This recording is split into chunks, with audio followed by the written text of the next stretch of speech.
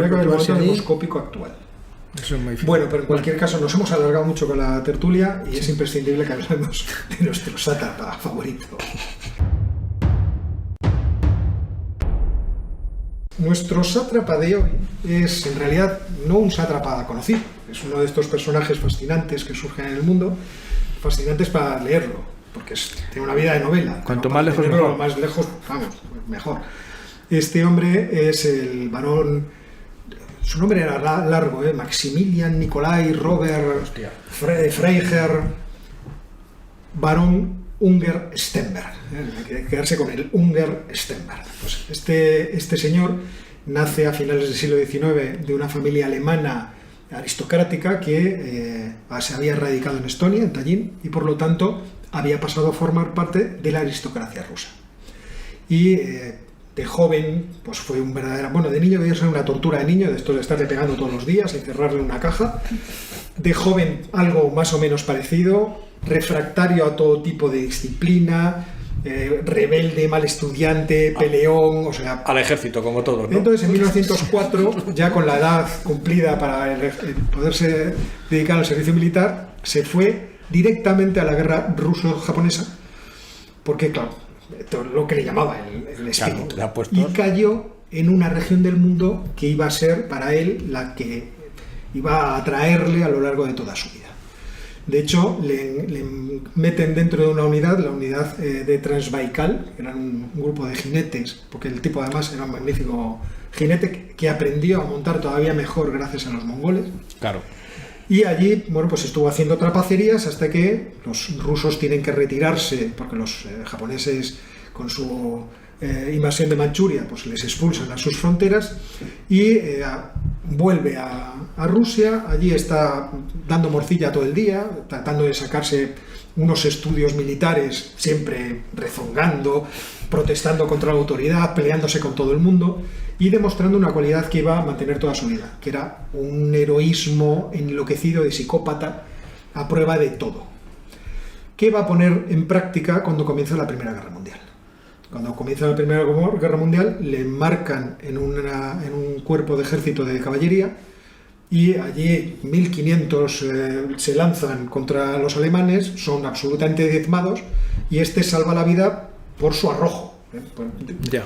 Dice luego diré el libro, porque ahora mismo no tengo el nombre del autor, luego os enseño un dibujo de Unger-Stenberg que hice en 2018, porque es que me llamó tanto, cuando me leí el libro me pareció una cosa tan impresionante que digo, a este tío hay que enmarcarle en el sí, cuaderno de bocetos para no olvidarle nunca. Bueno, pues dice ahí el autor que seguramente, esto obviamente no está comprobado, los alemanes al ver el carácter arrojado y enloquecido del muchacho, sencillamente dejaron de disparar. Porque allí cayó todo el mundo, pero al tipo no le tocaron. Es perfectamente posible. Sí, en la guerra. Ahí estuvo peleándose en todos los frentes, pero el frente más importante para él fue el del Cáucaso. Ahí encuentra a un alma gemela, un capitán, el capitán Semyonov, con el que va a hacer la aventura casi hasta el final. Con Semyonov consiguen hacer un cuerpo de caballería de cosacos que da mucho juego, aunque nunca tiene ninguna participación, vamos a decir que importante, pero se pelean contra los turcos, en fin, indefinidamente, hasta que se produce la abdicación del zar en 1917, llega Kerensky, claro, y esto, en el espíritu de Unger-Stenberg, que era un aristócrata que pensaba que Dios había dado un orden establecido social al mundo, lo toma como una terrible traición. Y entonces se ofusca y pide que le manden otra vez al Transbaikal, que le manden más allá del lago Baikal, que ya está harto de pegarse allí con todo el mundo, y que es su lugar, y efectivamente con Semyonov se marchan allí. Al poco tiempo, en octubre del 17, se produce el asalto al Palacio de Invierno, la entrada paseando al Palacio de Invierno de Lenin y compañía, y la destitución del gobierno de Kerensky, sí, que fue, vamos, solamente eran defendidos, hay que recordarlo, por un cuerpo femenino, sí, de fusileras, que luego lo pasaron horriblemente mal a manos de los bolcheviques.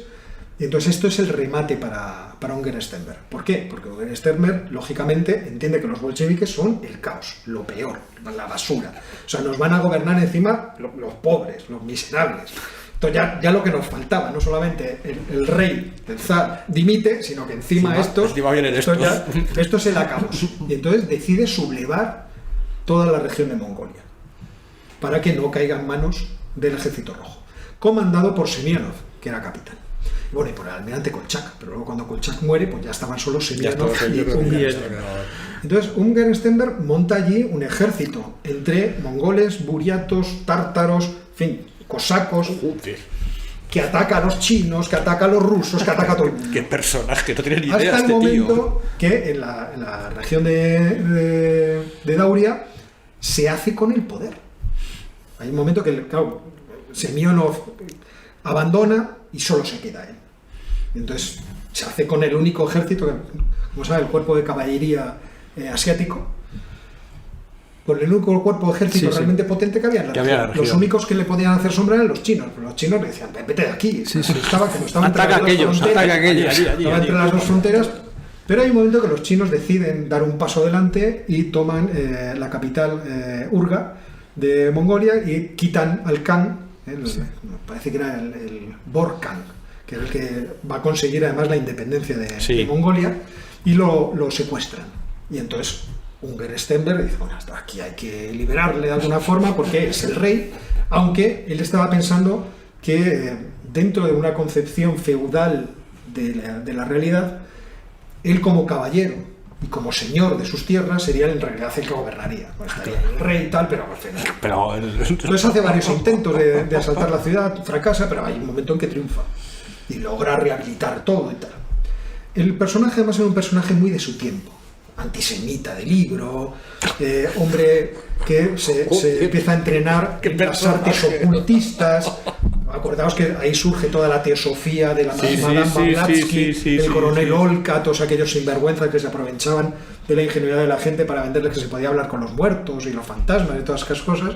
Y este tío se mete en todo esto. Entonces, siendo luterano y manteniéndose luterano toda su vida, se convierte al budismo. Hasta el extremo que quiso montar una orden budista. Pero era luterano. Era luterano y sobre todo era ortodoxo. Hombre, pero se permitía la doble afiliación. Era alemán. Entonces, podéis imaginar, bueno, el tipo de personaje. Sí. Personaje además sin miedo ninguno, que arrastraba a las tropas a las aventuras más peligrosas y arriesgadas, a la muerte segura en todas sus acciones.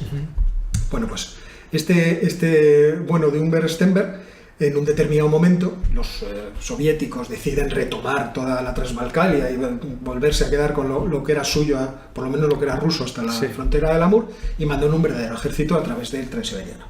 Claro, esto se podría alargar muchísimo, porque solo hablar del Transiberiano, de lo que suponía ese tren en términos sociales, o sea, la sociedad que había alrededor del Transiberiano, de todo tipo, de prostitutas, de actores de teatro, de jugadores, de soldados, de pendencieros, de aventureros. Bueno, es una aventura como el oeste americano, pero en versión rusa. Pero aquí nos centramos como en el oeste americano, el tipo que se hace con una región entera, a caballo, y se hace el rey de todo el sitio este, con una crueldad además infinita. O sea, fue un hombre de una absoluta crueldad siempre. Cuando quiso montar esto de la orden budista, que queríamos de una orden budista de caballeros que fueran obviamente con voto de castidad, voto de obediencia y tal, tenía una panoplia de castigos, a cual peor. No voy a describir ninguno de ellos, pero vamos, o sea, castigos que podrían durar meses, hasta que hay algún caso de un personaje que acaba suicidándose. Bueno, pues porque pone en práctica estas cosas. Lo que sí soportaba y era muy tolerante era con las borracheras. O sea, en la orden budista dice, lo que sí podemos hacer es emborracharnos. Es que era emborracharnos hasta tener la fiebre blanca. ¿Eso qué es? El delirium tremens. Ah. O sea, pero eso entre cosacos es una cosa del mundo, vamos. Bueno, el caso es que los soviéticos le empiezan a hostigar y van destruyendo sus fuerzas hasta diezmarlas y dejarle pues unos cuantos cientos de personajes, de soldados, que muchos de ellos habían sido reclutados a la fuerza. Porque cuando ya tiene su poder, él se dedicaba a saquear, como buen señor feudal, sacaba aquí, sacaba allá, y cogía a la gente y, oye, pues toda la parte de mi ejército. Claro. Entonces, viéndose rodeado y ante el final de su aventura, decide que la solución para él y sus soldados es iniciar un viaje hasta el Tíbet, desde Mongolia. Y en ese momento sus soldados tibetanos y mongoles se miran entre sí le apresan y se lo dan a los soviéticos. Se acabó, ya está bien. Pero no se lo hemos cagaron. logrado sobrevivir. Que muy civilizado, ¿no? Muy civilizado. Esto es problema de los soviéticos. Y entonces lo atrapan, mandan un mensaje a la capital. Trotsky se alegra mucho y Lenin les devuelve la orden de juzgarlo y matarlo ya. O sea, esto no puede alargarse. Y si no le juzgáis no pasa nada. Con lo cual le juzgaron en 6 horas y un poquito. Pues y bastante. lo fusilaron. Como Ceausescu más o Y ahí menos. acabó, Cosa parecida. acabó la historia del pobre de Unger Sternberg. Hay gente que la admira mucho, yo no entiendo por qué, porque es de estos personajes, en fin, o sea, una verdadera maldición, lo pongamos como lo pongamos. Entonces déjame que vaya a la primera página, porque antes lo he estado hojeando el libro. Que os iba a decir que mientras lo buscas me recuerda, pues vi hace poco el documental del chaval este que ha escalado en solo integral la pared del Capitán, en Yosemite. Es una pared de 1000 metros de altura, la ha escalado sin cuerda y sin nada. Y no tiene miedo, es un chico que no tiene miedo al vacío ni tiene nada. Entonces le falta en una parte del cerebro, le hicieron un escáner y no tiene actividad cerebral. Yo creo que a esto le pasaba lo mismo, o sea que tenía un punto ahí del cerebro que no tenía. El libro, hay varios libros. El libro que yo me leí originalmente era un libro francés, pero no he encontrado, creo que se llamaba el sangriento varón blanco o el varón blanco, pero es que no me acordaba y no lo he encontrado. Entonces me he buscado este otro, el sangriento varón blanco. No, el otro se llamaba... el otro se llamaba algo, el heredero Gengis Khan, o algo por el estilo. Entonces, el sangriento varón blanco, lo he estado hojeando y me ha parecido bastante bueno. El libro no me ha dado tiempo a leerlo entero, de James Palmer, pero toda la parte del esoterismo, bueno, me lo he pasado bomba leyendo, recuperando las historias del muchacho. Y ahora, ya que hemos hecho una recomendación bibliográfica, ¿por qué no dos? Vamos con ella. Vamos a ver. Y este es el libro que queremos comentar con vosotros.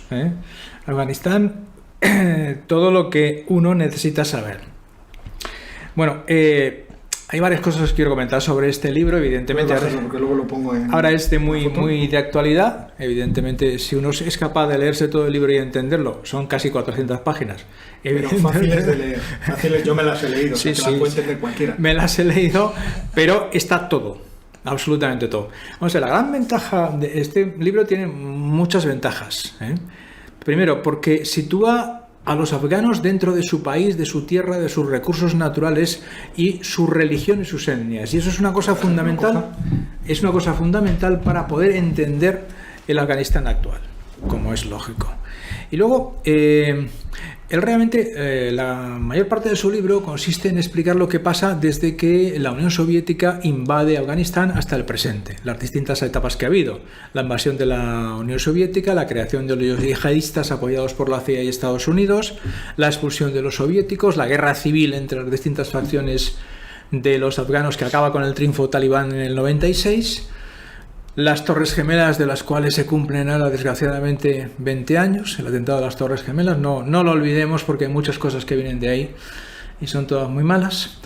Y a partir de ahí la invasión de Afganistán, el gobierno, la creación de ese gobierno apoyado por Estados Unidos y la comunidad internacional. El libro termina en 2020, con lo cual pues lo último ya no lo sabemos también desgraciadamente. Aparte del enorme detalle de los nombres, las relaciones y las razones por las cuales cada uno de los agentes actúa, que es muy importante, él pone de manifiesto una cosa muy clara. Es economista y trabajó en las instituciones internacionales en programas de desarrollo en Afganistán, incluso sobre el terreno. Y pone de manifiesto dos cosas. Primero, Afganistán es un país muy pobre agrícolamente, muy pobre en ganadería y que además no tiene revolución industrial. Porque como no ha sido colonia de nadie, no ha pasado por ahí nada de industria, prácticamente. ¿Eso qué significa? Que es un país que no genera rentas para casi nadie. Segundo, el gobierno no puede obtener recursos. El gobierno no puede obtener recursos, pero la población tampoco. La población es muy pobre. Segunda cuestión, llevan casi 40 años de guerras. 40 años de guerras, desde el 79 que entran los soviéticos.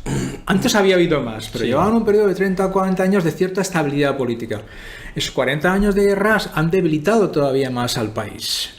Y lo que es obvio, el tercer elemento que es muy importante leyendo todo este libro y que pone de manifiesto lo difícil que va a ser el funcionamiento de Afganistán de ahora en adelante, es que desde el año 79 hasta ahora, la mitad del presupuesto, pero casi el 40% de la renta de Afganistán ha venido de fuera. Primero, los rusos, los soviéticos, invirtieron en carreteras, en educación, etcétera, etcétera, generaron rentas de sueldos y salarios para los funcionarios. Después, una vez que los rusos se van, la guerra civil para ese proceso, pero la llegada, los atentados del 11S y la reacción de Estados Unidos hacen que vuelva a entrar dinero, renta, de todos tipos, de Estados Unidos, de Europa, de las ONGs, que es un componente nuevo. Entonces, ¿eso qué significa? Que durante casi 40 años, no solo el presupuesto público, hablábamos el otro día en Afganistán de ese problema, de dónde van a sacar impuestos los gobernantes talibanes y para qué cantidad de servicios les va a dar. No solo eso, sino que las rentas en general de la población son muy reducidas. Y parte de la población estaba viviendo de las rentas generadas por la ayuda internacional, directa o indirectamente. En algún momento del libro viene a decir, con una sensación de un cierto desánimo, es que en Afganistán lo que mejor sale a cuenta económicamente es ser soldado. De unos grupos u otros, porque tienes una soldada asegurada, porque tienes la alimentación, porque tienes claro, eso. La economía es la guerra, dice en un momento del libro. Si la gente se tiene que dedicar a la guerra para vivir, pues se entiende por qué se dedica a la guerra. Entonces, en conjunto te das una idea muy clara de lo que es un país colapsado económica, social y políticamente durante 40 años. 40 años, que partía de una base previa casi peor a la de cualquier otro país del mundo, salvo algunos africanos. Eso no ha mejorado, para nada. Aparte que evidentemente entiendes los nombres porque salen a veces de vez en cuando los padres de los que ahora aparecen en algunos sitios, aparecen entonces, o cuando los talibanes a principios de su lucha, que no sabían muy bien por dónde tirar doctrinalmente, se van a buscar al Mullah Omar, que no era talibán, para que les guíe, les diga qué es lo que tienen que hacer. Salen todos los nombres y todas las personas y ver las filiaciones, claramente, y de dónde vienen, quiénes les apoyan, quiénes no les apoyan. Pero la sensación fundamental que deja es esta: es un país arrasado económicamente, arrasado social y políticamente, y ahora arrasado ideológicamente por los talibanes. O sea que la perspectiva del futuro de Afganistán es terrible. Afortunadamente el libro, creo yo que para él, afortunadamente el libro lo terminó antes de la toma del hecho de que los talibanes conquistasen todo Afganistán, porque las conclusiones podrían ser terroríficas. Lo demás, o sea, el conjunto de la situación lo conocemos en general y nuestros oyentes lo conocen porque lo hemos explicado. Lo que está muy bien es ver todos los detalles. No son agradables. No son agradables. Se ven muchas cosas terribles del pasado. Nosotros pensamos que lo ocurrió en el pasado pues está muy lejos, en el siglo XIX, pero están ocurriendo cosas parecidas. Ahora, tenemos la sensación de que aquello pasó y pasó. No. Pasó, evidentemente, pero ahora se repite. Ver determinados movimientos políticos, determinados enfrentamientos, por ejemplo, una cosa que él cuenta es como históricamente, desde principios del siglo XIX, los hazaras han sido masacrados por los gobernantes de Afganistán. Como no eran sunitas, pues eran los que recibían las culpas de todo, los mataban, los expulsaban, y ahí siguen. Eso les puede volver a pasar. Y cosas que han pasado de este estilo en el pasado, no es imposible que vuelvan a pasar ahora y que nos la volvamos a encontrar encima de la mesa. En ese sentido, la gran lección de este libro es que el pasado está pasado, es verdad, pero las relaciones de fuerza y las dinámicas no han desaparecido. Se mantienen, desgraciadamente. Bueno, pues con esta bomba informativa vamos a cerrar la tertulia de hoy. Muchas gracias, Jorge. Gracias, buenas tardes. Muchas gracias, Ángel. Gracias. Y hasta la semana que viene.